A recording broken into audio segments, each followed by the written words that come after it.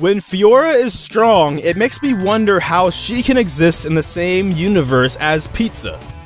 Like, when Fiora is strong, it legitimately makes me contemplate jumping off my bed head first. I don't like when Fiora is strong, because for the analogy I'm going to use is Fiora, when she's strong, is kind of like a gun. Anybody can kind of pick her up and use her at that point. Now granted, those that put in effort to be good at Fiora are going to still be masterful and actually probably hard carry you on that champion, versus the people that are just going to kind of shoot themselves in the foot and go like 2 and 7 just in laning phase. They somehow got 2 kills because their jungler ganked and actually gave them the kills, but ultimately they still just did really, really bad. Because Fiora, and I don't like using the term trap, but when she's strong, everybody's on the mindset that, hey, I just have to play Fiora, I have to pick Fiora, I have to just use this champion because they're strong and because they're free, they take no skill to use, and stuff like that. And I'm not here to necessarily argue against that too much, because I do feel Fiora has a bunch of tools in her kit to be successful if you do have a brain, but I'm not going to sit here and say Fiora doesn't take any skill to play whatsoever. She is something you have to work hard at, she is something you have to play that it can be challenging to master, but if you do, it can be very beneficial. The one thing about Fiora, though, I will argue that I don't get, and I hate when she's strong, is the heal on her ultimate.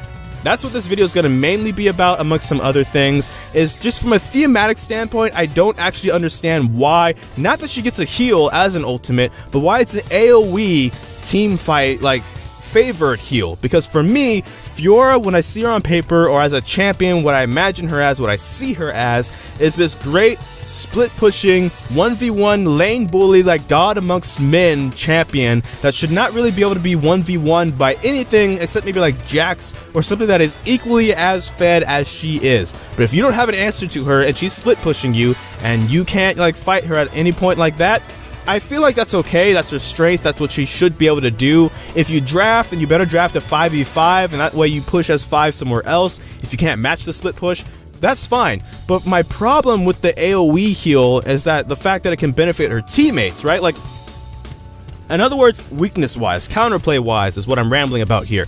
Counterplay-wise, I feel like she should be strong in that aspect, and as such, her team fighting should be absolute garbage because she gets to be so strong in the 1v1, and I just don't feel like that's actually the case with Fiora. Now, I'm not saying her team fighting is godlike too, I'm not saying her team fighting is even fantastic, but she can be beneficial just putting the ultimate on a target, and if that ultimate dies in the duration of her ultimate before it runs out, her team will benefit from a heal of some sort regardless. And that's my main problem, again, from a thematic standpoint, because it's not even like it's a single target heal where she like just heals herself, in which case if she's team fighting and she tries to go in on the AD carry of the enemy team amongst the team fight, and then she still procs all 4 vitals, still kills the AD carry despite all the chaos of a team fight, CC and whatever, she dances around it, she still does a good job. She's then rewarded with a heal because she's probably in too deep at that point, and that way the heal can help her get out without dying and having to go, like, say, 1 for 1 like old Rengar used to, when he might suicide into the enemy team, but he'd take the enemy carry with him or something, right? Like, if that was the case and it was more of a self-heal that kind of rewarded really good Fiora players for dancing around a team fight and still getting their target, I'd actually be okay with that. Or at least be more willing to budge on this opinion than I am now. Now, for me, it feels like, oh, this champion who is really strong at this one thing is also pretty decent at this other thing, and so what do you really do after laning phase if you didn't do a good job shutting Fiora down in the laning phase, especially if you're not even playing top lane? So it's like it wasn't even your job to keep Fiora down. You were the mid laner, or you were the AD carry. It was your job to win your lane, and you did, but you just still can't deal with Fiora, but Fiora can still mess you up.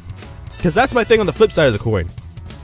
An AoE teamfight mage or an AoE teamfight AD carry, they're probably really great in a team fight, they're probably really annoying in a team fight because that's their strength, that's what they're supposed to do, but they probably in return can't 1v1 that well. Like if you take a Kog'Maw or a Jinx, they're going to be really great in the 5v5, especially if they position well, they get some good peel, something like that, but they're not going to be able to go split push because even with vision, certain things are just going to jump them and kill them anyway. They can't 1v1, they're not a god amongst men, they're a man amongst god at that point, in which case they're just going to get buried and destroyed over and over, and I feel like that's fair because it opens an extra window of counterplay to those champions when they are strong. If the Jinx is really fed, she's 16-2, and she's for some reason split pushing really deep with no vision away from her team, well then it doesn't matter how fed you are, you're about to die if you get collapsed on. Fiora, meanwhile, not the same case, which I feel like it should be in that scenario, not the case. She should be able to split push pretty deep if she's strong in the head and kill anybody that tries to challenge her, unless the whole team maybe collapses on her. But again, my main argument is just that the heal can also benefit a team, and that's to turn a team fight around, which then what do you... I'm not saying... Let me put it this way. I'm not saying Fiora doesn't have weaknesses. I want to preference that right now. This isn't like a hate train against Fiora. This isn't to try to like start a war with Fiora mains or anything like that. It's more to get a discussion going about what do you do against Fiora, specifically when she's strong, because for her, it can kind of feel like sometimes, whether it's a drafting thing, you just drafted a terrible team comp into her, whatever, when she's strong, there's not a lot you can really do that well against her. Obviously, you can think about like CCing her to death or something like that. That's the answer for a lot of champions, right? If a lot of champions are strong, just CC them to death and kill them. Like, there's a lot of cliche answers we can give, but hopefully with making this video, we can get a more in-depth discussion going about this particular topic, and then maybe Fiora in general, with Fiora mains if they happen to watch it, or just someone who's like maybe like really likes Fiora, the Fiora advocate, whatever. But that's mainly the point of this video, is to go over this topic, because I'm not exactly sure just kind of how it makes sense. I guess for me, it's just confusing. There are windows to beat her, but again, going back to the earlier point, it's also just confusing. On paper, when you look at League, one of the best ways to be successful is to be prepared and to know things going into it, and Fiora is one of the things where it's just like, on paper, why is this a thing?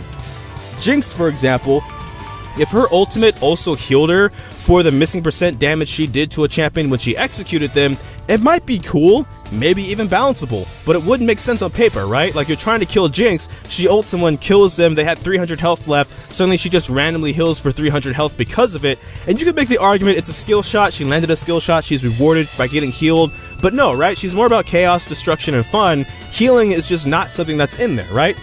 Same thing with Vi. If Vi's ultimate, she could go in, ult somebody, and then all the people around that person she's ulting also got feared, might be cool, might be something that could be used and bounceable even, but it still wouldn't make sense, right? Like, if Vi is ulting somebody, the person getting ulted, being afraid, that might even make sense. A person with these giant fist gauntlets coming to beat your face in is gonna kill you. That might be legitimately scary. But the people around them also being scared would make no sense, because if anything, it's full 80 Thunderlords Vi, because that's exactly what you need in your game to not make your life harder than it already is. But furthermore, the problem is, that's the kind of the counterplay, right? You want to huddle around your teammate, your carry or whatever, so if Vi tries to dive, you could be like, go ahead Vi, I dare you to dive my 80 carry with all of us right here, we're just gonna F you up if you mess them up. You know what I mean? That's kind of like how that works, or at least how it should work. Or, another example, Ornn. Why the ever-loving heck is Ornn in my games? I don't know. Just Ornn in general. Like, if you want to lose LP, that's the champion you pick right now. And it's alright, because we were all in this game for fun anyway. We weren't in this game to win it at all. We're just messing around with random builds, so go ahead and play Ornn anyway.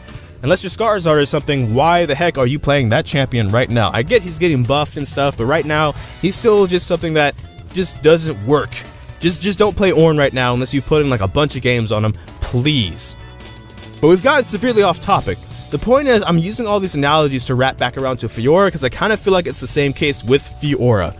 Is this, there's a random AoE, and it's an AoE at that too, team beneficial ultimate in her kit, that whenever she's strong, I just hate it because it just makes no sense. If you're the 1v1 duelist, you can already out 1v1 probably whatever champion I'm playing. You don't need the extra heal on top of that. You're probably going to get out of this safely anyway, because it's not like the example I said earlier where you're diving deep into a team fight to get a certain target and try and get out alive. No, you're just going to 1v1 me under tower, and then you're not even going to die from tower aggro because the heal is going to come in, and it just seems kind of bullcrap if I'm just being completely honest. But now I'm kind of being ranty, so that's kind of a sign that I should probably wrap the video up. This video has kind of been longer than intended anyway, but if you've watched this far, I actually thank you for watching this far, because it's going to be one of those longer videos it looks like. So if you've tolerated what I've been saying, thank you so much for doing so. But in the comments down below, let's just get a discussion going about Fiora, because it looks like she's going to be strong again. They rebuffed her, they essentially reverted all of the nerfs they gave her, and they're nerfing Bramble Vest, and they're also giving her a new skin, so you knew the buffs were coming anyway. Riot, good job there. But going forwards, let's just have a discussion about counterplay against Fiora. Do you agree with the heal on her ultimate? Do you disagree with it? Maybe why? But that's all for this video, so thank you so much for watching this video this far if you did. Feel free to like, comment, and subscribe in general, as well as share this video around, but I don't know which video will be next, because life be quite a mess. So until next time, take care from the Fire Godai FS. Thank you for watching.